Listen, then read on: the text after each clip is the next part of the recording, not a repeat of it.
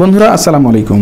আপনারা স্ক্রিনে দেখতে পাচ্ছেন যে বাংলাদেশ পল্লী বিদ্যুতায়ন বোর্ডে নিয়োগ বিজ্ঞপ্তি প্রকাশ করেছে, যেখানে এসএসসি এবং এইচএসসি পাসে আবেদন করা যাবে।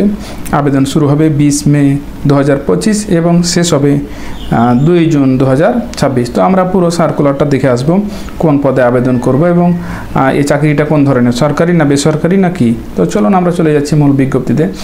প্রথমে আপনাদের বলে রাখি, বাংলাদেশ পল্লী বিদ্যুতায়ন বোর্ড নিয়োগ বিজ্ঞপ্তি 2025, এই বিবরণটা আপনাদের প্রথমে বলি, তারপরে আমরা চলে যাব মূল সার্কুলারে।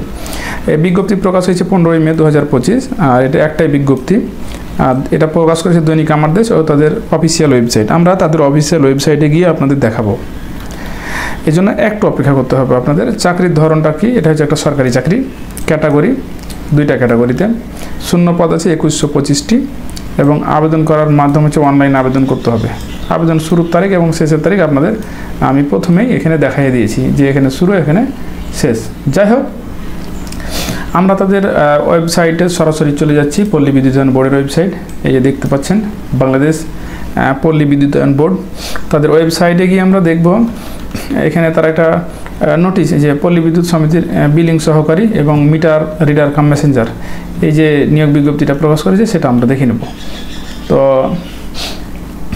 প্রথমে আমরা দেখে নেব যে বিজ্ঞপ্তিটাকে দেখে ফেলি, একটু আন্ডারলাইন করে দেখাই, তাহলে আপনাদের বুঝতে সহজ হবে। তো এখানে আছে ক্রমিক নাম্বার 1 আছে, এটা পদের নাম। তো পদ হচ্ছে বিলিং সহকারী, যেটা আমরা একটু আগেই দেখাচ্ছিলাম এখানে, যে বিলিং সহকারী, আর একটা মিটার রিডার কাম মেসেঞ্জার, এই দুটো। তো যাই হোক, তো এখানে বলা হচ্ছে যে 690 জনকে নেওয়া হবে। 690টি পদ রয়েছে, এটা স্থায়ী পদ। আর বয়সসীমা হচ্ছে 2/6/2025 তারিখে 18 থেকে 32 বছর হতে হবে বয়সসীমা। আর এখানে আর একটা কথা বলা আছে যে এইচএসসি বা সমমানের পরীক্ষায় জিপিএ 5-এর মধ্যে 3 উত্তীর্ণ হতে হবে, মানে জিপিএ 5-এর মধ্যে 3 পেতে হবে। এটা এইচএসসি পাস লাগবে। আচ্ছা, আমি একটু জুম করে দেখালে মনে হয় আপনাদের আরও ভালো হবে। তো যাই হোক, আমি বলে দিই, প্রার্থীর গাণিতিক বিষয়ে ভালো জ্ঞান সহ কম্পিউটার ও দাপ্তরিক যন্ত্রপাতি পরিচালনায় অভিজ্ঞতা থাকতে হবে। আচ্ছা, এবার এখানে দেখি যে প্রার্থীকে বাংলায় প্রতি মিনিটে ন্যূনতম 10 এবং ইংরেজিতে 30 মানে কম্পিউটার টাইপিং স্পিডটা লাগবে। আর এখানে আরও কিছু কথা লেখা আছে যে প্রবেশনাকালীন নির্ধারিত বেতন হচ্ছে 18,300 টাকা, আর তৎসহ বিধি অনুযায়ী অন্যান্য ভাতা ও সুবিধা প্রদান করা হবে। এই তো, পরবর্তীতে আমরা অন্য কিছু জেনে ফেলবো সবগুলোই। 2 নম্বরে যে পদটির কথা বলা আছে, মিটার রিডার কাম মেসেঞ্জার। আচ্ছা, এখানে চুক্তিভিত্তিক লেখা আছে, আর না হবে 1460 জন, মানে 1460 জন। আর বয়সসীমা হচ্ছে 2/6/2025 এই তারিখে 18 থেকে 25 বছরের মধ্যে হতে হবে। তবে এখানে বলা আছে যে প্রার্থীকে এসএসসি বা সমমানের পরীক্ষায় উত্তীর্ণ হতে হবে, 1 নম্বর কথা। 2 নম্বর হচ্ছে প্রার্থীর অবশ্যই যোগ বিয়োগ গুণ ভাগ করার দক্ষতা থাকা লাগবে এবং হাতের লেখা সুন্দর হতে হবে। এই তো গেল। 3 নম্বরে গয়ে লেখা আছে প্রার্থীকে অবশ্যই সৎ, বিশ্বস্ত, উত্তম চরিত্র এবং সুন্দর ও সুঠাম দেহের অধিকারী হতে হবে, হলে ভালো হয়। আর গ্রামগঞ্জের প্রত্যন্ত এলাকায় গিয়ে মিটার রিডিং গ্রহণ করে বিল বিতরণের মানসিকতা থাকতে হবে এবং প্রবেশের লক্ষ্য ও কর্মসূচি সম্পর্কে গ্রাহককে অবহিত করতে হবে। 1 নম্বরে বলা আছে বাইসাইকেল চালনায় পারদর্শী হতে হবে এবং অবশ্যই নিজস্ব বাইসাইকেল থাকতে হবে।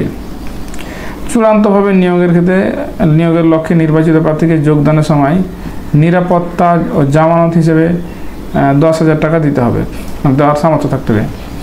এখানে আরেকটি কথা বলা আছে যে পল্লী বিদ্যুৎ সমিতি যে বলা আছে বেতন কাঠামো 2016 অনুযায়ী 14,700 টাকা পাবে।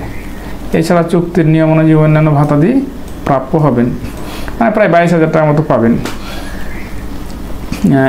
1 নম্বরে বলা আছে যে অনলাইনে আবেদন পূরণ ও পরীক্ষার ফি জমাদানের শুরুর তারিখ হচ্ছে 20/5/2025 সকাল 10টায় শুরু হবে। আর 2 নম্বরে বলা আছে অনলাইনে আবেদন ক্ষেত্রে প্রদেয় পরীক্ষার ফি বলছে 1 নম্বর পদে বর্ণিত পরীক্ষার ফি বাবদ 100 টাকা। আচ্ছা, টেলিটকের মাধ্যমে এটা 12 টাকা চার্জ হয়, 112 টাকা নেওয়া হবে। এবং বলা হচ্ছে 2 নম্বর যে পদটি রয়েছে এই 2 নম্বর পদের জন্য পরীক্ষার ফি বাবদ 50 টাকা এবং টেলিটকের সার্ভিস চার্জ বাবদ 6 টাকা নেওয়া হবে, মোট 56 টাকা অফেরতযোগ্য নেওয়া হবে। আচ্ছা, SMS এর মাধ্যমে প্রেরণ মানে টাকাগুলো প্রেরণ করতে হবে। তো 3 নম্বরে বলা আছে যে 18 বছরের কম বয়সীদের আবেদন করার প্রয়োজন নেই, প্রার্থীর বয়স কম বা বেশি হলে আবেদনপত্র গ্রহণযোগ্য হবে না। 4 নম্বরে বলা আছে যে 1 নম্বরে উল্লেখিত পদের ক্ষেত্রে বিলিং সহকারী মুক্তিযোদ্ধা বা বীরাঙ্গনা সন্তান যদি হয় তাহলে মানে কোটা থাকলে সে মানে কোটা আছে এখানে যেহেতু অনলাইনে আবেদন ফর্মে এটা পূরণ করতে হবে যে আপনি কোন কোটা মানে অন্তর্ভুক্ত। এর 5 নম্বরে আমরা যাচ্ছি যে ক্রমিক 1-এ বর্ণিত বিলিং সহকারী পদে নিয়োগের ক্ষেত্রে সরকারি নির্দেশাবলী কোটা প্রযোজ্য ক্ষেত্রে এবং অন্যান্য নীতিমালা যথাযথভাবে অনুসরণ করা হবে।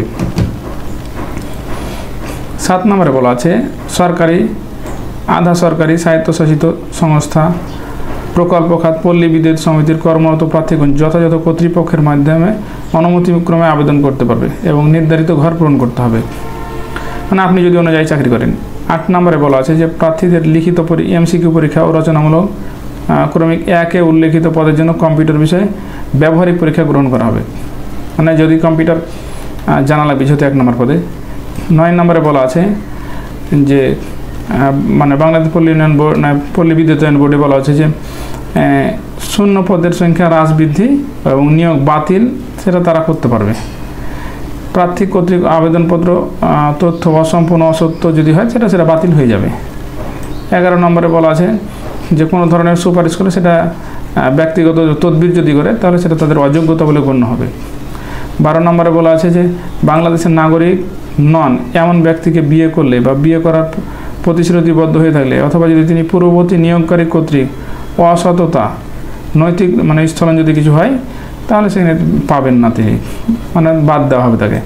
13 নম্বরে বলা আছে চাহিদা কি বলছে শিক্ষাগত যোগ্যতার ক্ষেত্রে সংশ্লিষ্ট পরীক্ষায় অ্যাপিয়ার্ড প্রার্থীগণ আবেদনের বিবেচনা করা হবে না, মানে আপনাকে সার্টিফিকেট থাকলে কোনো অ্যাপিয়ার্ড গ্রহণযোগ্য হবে না।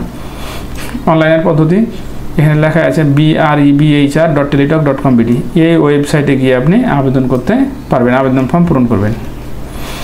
আর SMS প্রেরণের নিয়মাবলী যথাযথ যেভাবে বলি একই অবস্থা। আর প্রথমে SMS পাঠাতে হবে BREHBR স্পেস দিতে হবে, তারপর ইউজার আইডি দিতে হবে, মানে আবেদন করার পর আপনারা ইউজার আইডিটা পেয়ে যাবেন, আবেদনের বাম পাশে দেখতে পাবেন। আর এটা SMS-টা পাঠাতে হবে 1642 নম্বরে। সেকেন্ড SMS আপনাকে পাঠাতে হবে কি ফার্স্ট SMS পাঠানোর পর তারা একটা SMS দিবে, পিনকোড দিবে। এবার আপনাকে করতে হবে BREHBR এটা লিখে স্পেস দিতে হবে, তারপর ইয়েস, তারপর আবার স্পেস, তারপর যে পিনকোডটা আপনি পাইছেন সেটা, তারপরে পাঠাতে হবে 1642 এই নম্বরে। আচ্ছা, তারপর আপনাকে বলবে কনগ্রেচুলেশন আপনার আবেদনটি গৃহীত হয়েছে, এরকম একটা কিছু কথা বলবে। আবেদন শুরুর তারিখ আর সময় তো আপনাদের বলাই আছে এখানে, আর দ্বিতীয়বার আমি বললাম না। এরপর পরীক্ষার তারিখ, সময়, পরীক্ষার কেন্দ্র, অ্যাডমিট কার্ড যখন প্রবাস মানে তাদের প্রবেশপত্র দিবে তখন সেখানে সব কিছু লেখা থাকবে। এটা আপনাকে SMS-এর মাধ্যমে জানানো হবে এবং অনলাইনে তাদের ওয়েবসাইটে সেটাও জানতে পারবেন। তাদের ওয়েবসাইটটা এই যে দেখতে পাচ্ছেন reb.gov.bd ওয়েবসাইটে গিয়ে আপনারা দেখে নিতে পারবেন। তো এই তো ছিল আজকের আবেদনের মানে বাংলাদেশ পল্লী বিদ্যুতায়ন বোর্ডের যে নিয়োগ বিজ্ঞপ্তি, সেটা আপনারা নির্দিষ্ট সময়ের পূর্বে আবেদন করে নেবেন। তুলনামূলক চাকরিগুলো সহজ এবং একটা কাজে লাগতে পারবেন বিশেষত। আজকের মতো ভিডিও থেকে বিদায় নিচ্ছি, দেখা হবে নেক্সট ভিডিওতে অন্য কোনো বিষয় নিয়ে। সে পর্যন্ত আমাদের সাথেই থাকুন। আল্লাহ হাফেজ।